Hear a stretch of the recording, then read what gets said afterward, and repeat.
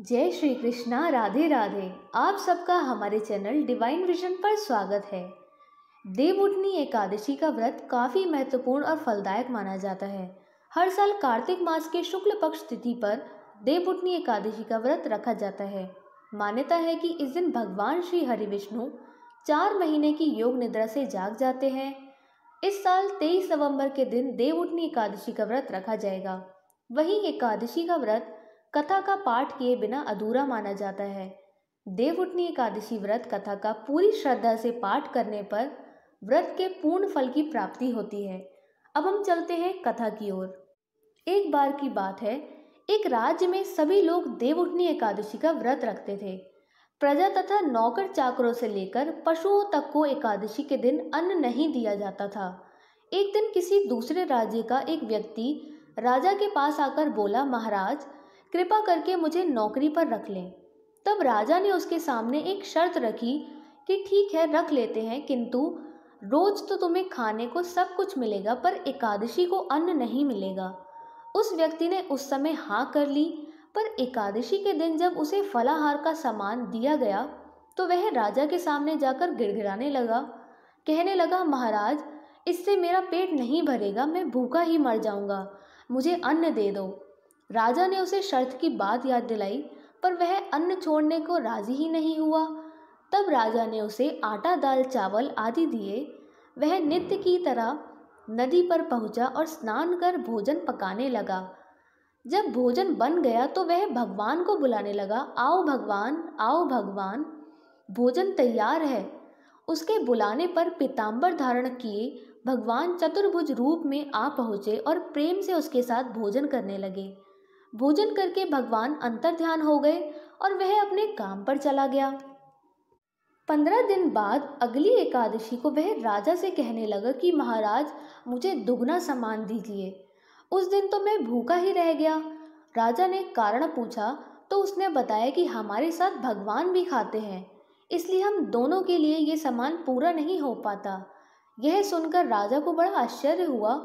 वह बोला, मैं नहीं मान सकता कि भगवान तुम्हारे साथ खाना खाते हैं। मैं तो इतना व्रत रखता हूँ, पूजा भी करता हूँ, पर भगवान ने मुझे कभी दर्शन नहीं दिए। राजा की बात सुनकर वह बोला, महाराज यदि विश्वास ना हो तो साथ चलकर देख लें। राजा एक पेड़ के नीचे पीछे छिपकर बैठ गया।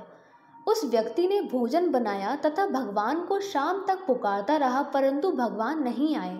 अंत में उसने कहा, हे भगवान, यदि आप नहीं आए तो मैं नदी में कूदकर प्राण त्याग दूंगा। भगवान नहीं आए।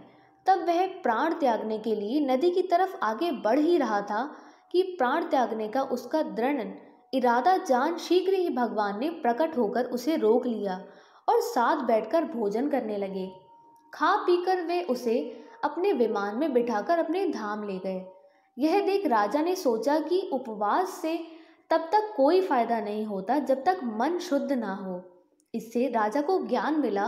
वह भी मन से व्रत उपवास करने लगा और अंत में उसे स्वर्ग की प्राप्त हुआ। अब हम देवउठनी एकादशी का शुभ मुहूर्त जान लेते हैं। यह 22 नवंबर 2023 को रात 11:03 से प्रारंभ हो जाएगा और 23 नवंबर को रात 9:03 तक रहने वाला है। व्रत का पारण समय 24 नवंबर को सुबह 6 बजे से लेकर 8:13 तक रहेगा। अब मैं आपको एकादशी के दिन किए जाने वाले कुछ आसान उपाय बताने जा रही हूँ, जिसमें से पहला है, लक्ष्मी जी की कृपा प्राप्त करने के लिए अपने घर की अच्छे से साफ सफाई करनी चाहिए और विधि पूर्वक भगवान विष्णु और माता लक्ष्मी का पूजन करना चाहिए। दूसरा, इस दिन यदि व्रत किया जाए तो सभी मनोकामनाएं पूर्ण होती हैं और भगवान विष्णु के मंत्र ओम नमो भगवते वासुदेवाय नमः का जाप करने से भी लाभ प्राप्त होता है। तीसरा, भगवान विष्णु का पंचामृत से अभिषेक करना चाहिए और सफ़ेद रंग की मिठाई का भोग लगाना चाहिए। ऐसा करने से धन में वृद्धि होती है। चौथा, इस दिन ज़रूरतमंद लोगों को पीली चीज़ों का दान करने से जीवन में आने वाली सभी समस्याएं खत्म होती हैं। पाँचवा, शाम के समय तुलसी के पौधे के समक्ष घी का दीपक जलाना चाहिए। इसके साथ ही विष्णु भगवान के मंत्र का जाप करते हुए माता तुलसी की 11 बार परिक्रमा करें। ऐसा करने से आपके धन धान्य के भंडार हमेशा भरे रहेंगे। अगर आपको वीडियो अच्छी लगी हो तो प्लीज़ इसको लाइक करें और चैनल को भी सब्सक्राइब करें। जय श्री कृष्णा। राधे राधे।